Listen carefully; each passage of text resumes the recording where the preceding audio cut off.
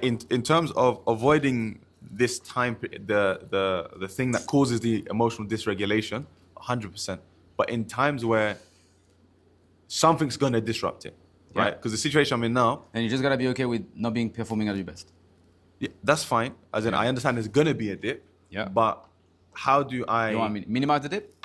minimize the dip, but to an extent where it's like I can show up to work or I can show up to do what I need to do, and not allow how I feel to impact it to a great degree. Okay.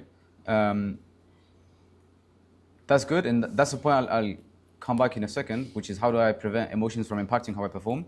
But another thing is try and identify what your routine is like that makes you perform well. And you can actually work to reproduce it pretty much everywhere, even when you travel. Because you have a coffee shop that you like, yes, you have a certain thing, a certain time, but there's something. It's like, yes, I wake up, no one bothers me, and I can also do work. You can replicate that somewhere else, even when you're traveling, even when you have certain things. So- It's the same thing I have with creativity or making videos, because I travel a lot and I don't have my studios, I can't move things around, which is very hard when it comes to having a proper schedule for content, for example. But I know what makes me perform well, identified. I was like, I made a banger video this time. What was it? I had a great studio. I had time. I wasn't like constrained by like, oh, it's closing at 6 p.m. I need to make it now.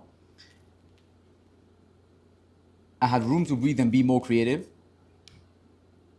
And that helped me make a great video. So then I went to, for example, the video where I recorded with the brick background, the VSL, the Only Halal Business Worth Studying. That was back in November. That was a great video. The videos I did after that didn't do that well. And then I realized what's going on. I identified what it was, just like I said. It was that I had a great studio, I had the thing that made me feel great in my environment, and I replicated it. I traveled back to Algeria. The VSL was in France. The last videos we posted a few weeks ago were in Algeria, recorded. Same thing, and I realized what it was. I recorded some videos in Dubai, same thing was trash. Now I know exactly what good and bad looks like, and I can replicate it. I know if I got my studio, even if that means I have to pay more to rent it privately, if that means I have to plan ahead to be able to block out my schedule and be okay with spending a whole day just thinking about one idea, right? I know that if I have this, that leads me to be in a good mood, in a good environment to perform, then I just replicate that. Does that make sense? Yeah. So to make it applicable for you, it might be, you mentioned front loading the work in the morning, right? So that you can keep having your family time. Yeah. Don't look at just the things you've done, which is, I just woke up and I got straight, like I woke up at 6 and I worked at 6 from 6 to 10. And also I had time from 7 p.m. to 10 p.m. with my family. Look at it more as a whole, as I woke up and got straight to work. And my family was aware of that and they didn't bother me. And I also spent the rest of my day with my family so that they could enjoy it. And you can replicate that pretty much anywhere.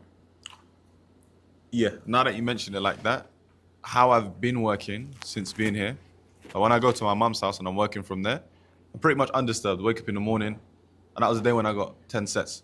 Because I woke up after Fajr, just locked in, worked, took a break, worked, took a break, worked, took a break. It was manageable, it was easy, I can go to sleep. Because I don't have to spend time with my family because it's not here, right? Now, obviously when I'm with my in-laws or with my family, as you were saying, I realized there are things, it's a bit more effort or a lot more effort than I was doing before, but it's doable.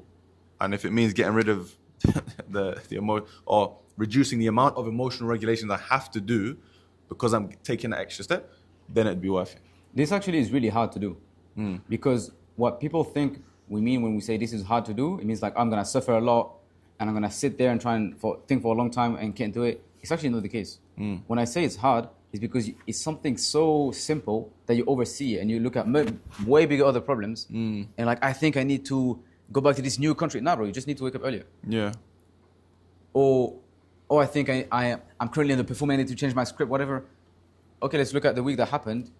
You went into 5-hour arguments and your iman was down. Maybe that's the thing that you should just fix. It's much simpler, as in it seems like, that's not going to be the thing that actually solves it. That's why I'm saying it's hard, because you need to really narrow down to a specific thing that might seem very small, but you need to be kind of like a surgeon, like really identifying a small thing that is actually the thing that's going to crack it. Because you're having performance that's way too up and down for that to be tied to an actual work performance issue. Yeah. It's a lot more like a whole person issue. Does that make sense? So like, you don't go from 1 to 5 to 1 in like multiple times because of like your interest rate. You see, Yeah. it's not. You have 10, 20%, 30% improvements. But if you double the thing you were doing, triple the output, and then work half as good as the previous month, the biggest thing that was between this month and last month is you. Yeah. So it's identifying within you what is the specific thing that is causing you to do well, So- and artificially reproduce that. And I'm saying it's hard because it sounds like it's like, nah, he's just waffling. It's not that. Literally, sit down, and that would be your action step, and look at what a good day looks like. As in, I performed really well. Just go back to that day. Go to fathom the meetings you took. Go to what you ate that morning. Go to how everything went the day before. And then you artificially reproduce that. Real quick, if you're a Muslim working a 9 to 5 and you're tired that your job is getting in the way of you practicing your deen, you're tired of rushing your prayers at work, you're tired that your income doesn't allow you to give your family the life they deserve, or you just don't feel happy overall, if that sounds anything like you, we have a solution. We personally helped over 1,000 Muslims who are in the exact same situation that you're in right now through our mentorship program. Muslims who now made hijrah and now alhamdulillah live in a Muslim country. Muslims who now make 10K a month and can provide for their families. Muslims who overall don't have to worry about bills anymore. So if that sounds interesting and you want to apply for our mentorship program, you can check out the link below this video. Our team will reach out to you to see if we can help you out. If we can help you out, we'll help you get started with the program. If we can't help you, we'll still send you some free resources so you can get started on your own. So either way, we'll help you out. So make sure you apply with the link below and we'll see you on the other side. Assalamu alaikum.